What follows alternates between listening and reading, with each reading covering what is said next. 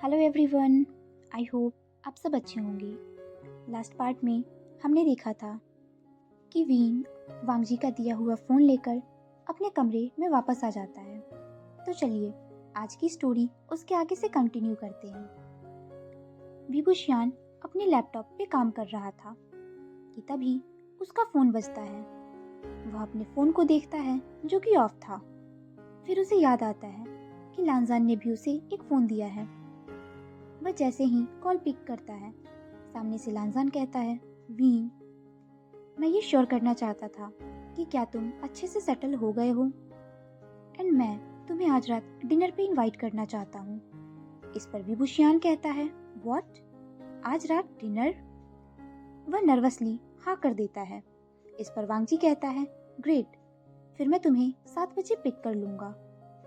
अब कुछ टाइम बाद जब वीन तैयार होकर लॉबी में आता है, वो देखता है कि लांजान ऑलरेडी उसका वेट कर रहा है।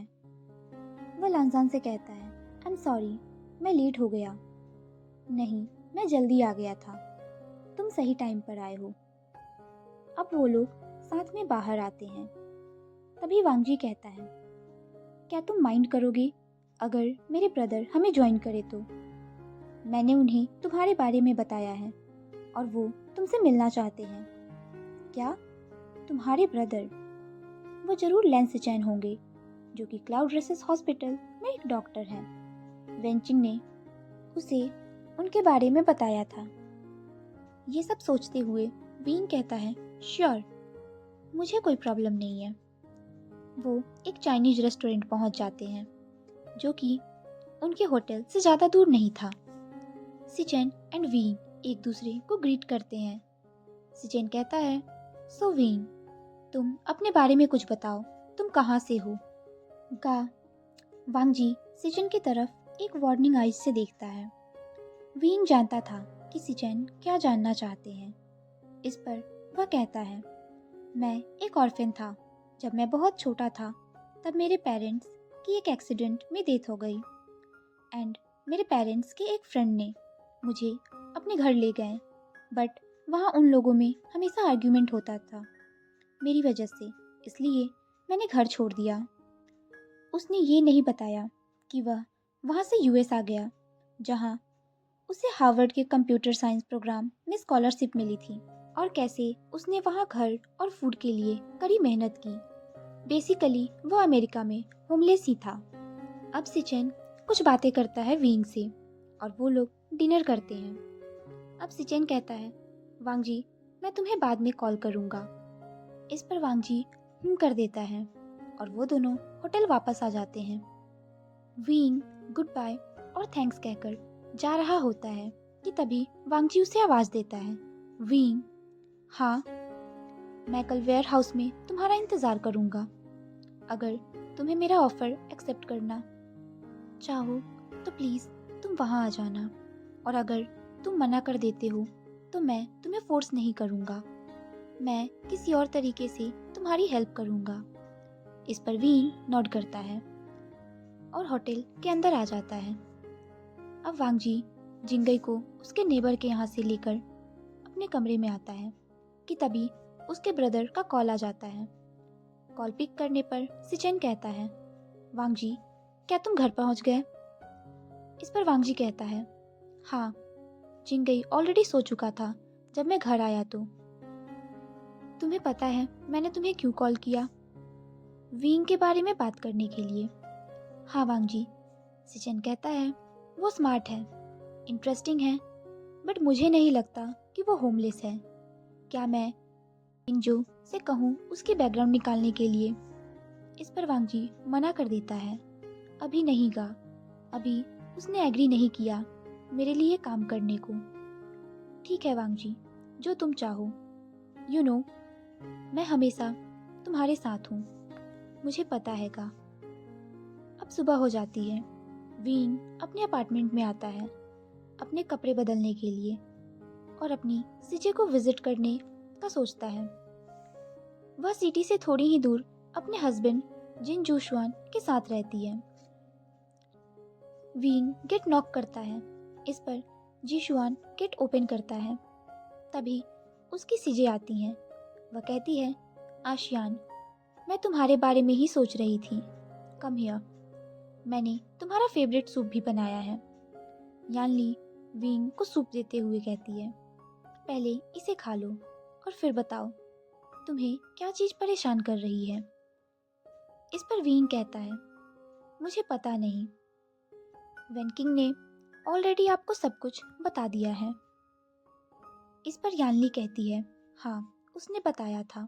सो लैन वांगजी, वह एक अच्छा लड़का है। सीजे, मैं सिर्फ उसे 2 दिन पहले ही मिला हूँ। हाँ, और तुम ऑलरेडी यहाँ हो।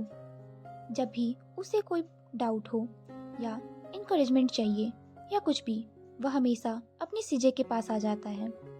विंग कहता है, मुझे नहीं पता सीजे, आई मीन उसने मुझे होमलेस पर्सन समझ लिया, शायद इसीलिए वो मेरे साथ इतना नाइस है।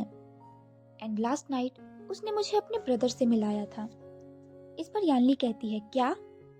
नथिंग सीरियस, हमने बस डिनर किया था और वो मुझे पूछ रहे थे लांजान फिल्टर प्रोग्राम को मैनेज करने के लिए। यानली विंग के फॉरहेड पर किस करते हुए कहती है, आई डोंट नो, तुम इतने स्मार्ट होने के बाद भी इतना स्टूपिड कैसे हो सकते हो। सीजे, आपका क्या मतलब है? कि तभी जीशुआन वहां आते हुए कहता है, क्योंकि तुम एक इडियट हो। और वह विभूशियान के सामने लैपटॉप रखते हुए कहता है, इसे देखो, ये एक अपकमिंग कंपनी है जो हार्डवेयर सेल करती है, जिसकी प्रोजेक्ट्स की तुम्हें ज़रूरत पड़ेगी फ्यूचर में। आई थिंक तुम्हें इसमें इन्वेस्ट करना चाहिए या फिर इसे खरीद लेनी चाहिए। ये इंटरेस्टिंग है। क्या तुमने चेंग को इसके बारे में बताया? नहीं, मैं बताने वाला हूँ, लेकिन तुम यहाँ हो तो तुम्हें क्या लगता है? जिन जूशवान उनका फैमिली लॉयर था। इस पर वी कहता है, ये सही है, हम इस पर बाद में बात करेंगे। अब विंग बहुत लेट हो चुका था। वह जैसे ही यानली के घर के बाहर आता है, बहुत तेज से बारिश होने लगती है। वह पूरा भीग चुका था, बट वो उस मीटिंग प्लेस पर जाता है। वह एक चांस लेना चाहता था। वह दौड़कर वेयर हाउस की तरफ जाता है। वह कोई कैब भी नहीं लेता। वह जैसे ही वेयर हाउस में पहुंचता है, वो खाली थी। वहाँ कोई भी नहीं था। वो सोच रहा था कि क्या मैंने उसे खो दिया? क्या मैंने उसके साथ होने का एक चांस खो दिया? वह जैसे ही पीछे मुड़ता है, उसने ये एक्सपेक्ट नहीं किया था। लैन वांगजी वहीं पे अम्ब्रेला के साथ खड़ा था। उसकी गोल्डन आइज ब्राइटली साइन कर रही थी। लांजान, तुम अभी भी यहाँ हो? हाँ विंग। विंग वांगजी को हक कर लेता है। वह कुछ देर तक ऐसे ही रहते हैं।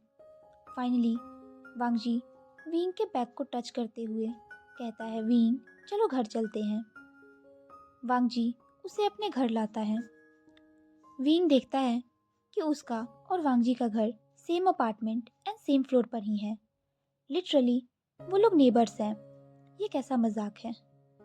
अब वांगजी विंग को अपने बाथरूम में लाता है और उसके लिए हॉट बाथ प्रिपेयर करता है। वह धीरे से विंग के शूज और उसके टॉप को निकाल देता है, बट उसके पैंट्स को उतारने में वह हेजिटेट कर रहा था। विंग ये समझ जाता है और कहता है, डोंट वरी लांजान, मैं ये कर सकता हूँ।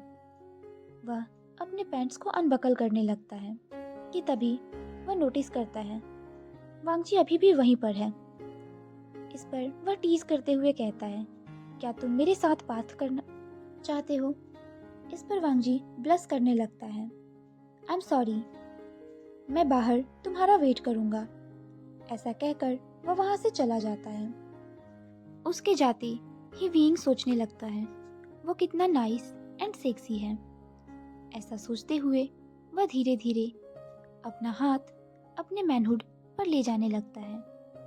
वह भूल ही जाता है कि वहाँ वांगजी बाहर ही उसका वेट कर रहा है और वह जोर से मौन करने लगता है। उसकी लाउड मौन सुनकर वांगजी के मन में भी इनडिसेंट थॉट्स आने लगते हैं। वांगजी जब विंग की शर्ट को उतार रहा था, उसने उसकी स्मूथ वेट स्किन देखी उसे भी पैंट में इरेक्शन फील होती है, बट वो खुद को रोक लेता है। वह वीन के सामने ऐसा नहीं लगना चाहता जो उसे सेव करने के बदले उसे यूज करे। वो ये सब सोच ही रहा था कि तभी वीन उसे आवाज देता है, लांजान, तुम अभी भी गीले कपड़ों में ही बैठे हो, तुम्हें ठंड लग जाएगी। वीन उसे बाथरूम में ले जाकर उसका फेस स्क्रब करता है एंड उसके बेल्ट्स को अनबकल करने लगता है कि तभी वांगजी उसका हाथ पकड़ते हुए कहता है, वीन। और तभी वीन देखता है कि वांगजी और रोस्ट हो चुका है। वांगजी पूरा रेड हो गया था। वो अपना फेस नीचे करता है और वीन को किस कर लेता है। विभूषियान सरप्राइज था, बट वो किस को एंजॉय करता है। वो कुछ आवाजें भी निकालता है जिसे सुनकर वांगजी अपना टंग उसके मुंह में ही डालकर उसे एक्सप्लोर करने लगता है। वीन को तो ऐसा लग रहा था जैसे वो हेवन में है। तभी वो वांगजी के एक्सप्रेशंस को देखता है। वो कंसर्न्ड हो जाता है। वह कहता है, लांजान, क्या हुआ? इस पर लांजान कहता है, वीन, आई एम सॉरी। तुम्हारा क्या मतलब है कि तुम सॉरी हो? क्या तुमने कुछ गलत किया है या मैंने कुछ गलत किया? आई नो, मुझे तुम्हें किस बैक नहीं करना चाहिए था। आई एम सॉरी लांजान, मुझे अब जाना चाहिए। वो जैसे जा ही रहा था कि वांगजी उसे अपनी तरफ खींचता है। वीन, वो तुम नहीं, मैं हूं। मैंने तुम्हें हंग्रीली किस किया बिना तुम्हारी मर्जी के। वीन उसे किस कराकर चुप कर देता है। सटअप, तुम्हें क्या लगता है अगर मैं नहीं चाहता तो क्या मैं तुम्हें किस करने देता? अब वांगजी वीन के फेस को पकड़कर उसे फिर से किस करने लगता है। वीन भी किस में ही मॉर्निंग करने लगता है। वांगजी उसके बाथरोब्स को हटाकर उसके शोल्डर्स पर बाइट करने लगता है। अब वीन कहता है, लांजान, हम ऐसे ही करते रहें तो जिंगई जाग जाएगा। इस पर वांगजी कहता है, जिंगई मेरे नेबर्स के घर पर है। वीन वांगजी की पैंट्स को उतार देता है और वो वांगजी के बड़े से डिक को देखकर ऑलमोस्ट सांसें लेना ही भूल जाता है। वांगजी भी उसके माउथ को फक करता है और फिर उसे ब्राइडल स्टाइल में कैरी करके उसे सॉफ्टली बेड पर लिटाता है। उसके बाद वो लोग पैशनेटली इंटीमेट होने लगते हैं। अब वांगजी वीन के फिंगर्स को किस करते हुए कहता है, वीन, आई थिंक तुम्हें यहाँ शिफ्ट हो जाना चाहिए। ये सुनकर विभूषियान फ्रोज हो जाता है। इस पर वांगजी कहता है, आई मीन मेरे पास एक स्पेयर अपार्टमेंट है जो कि इस फ्लोर के नीचे है। वह ऐसा विभूषियान का रिएक्शन देखकर कहता है। तो चलिए फ्रेंड्स, आज के पार्ट को यहीं पर स्टॉप करते हैं। See you in the next part.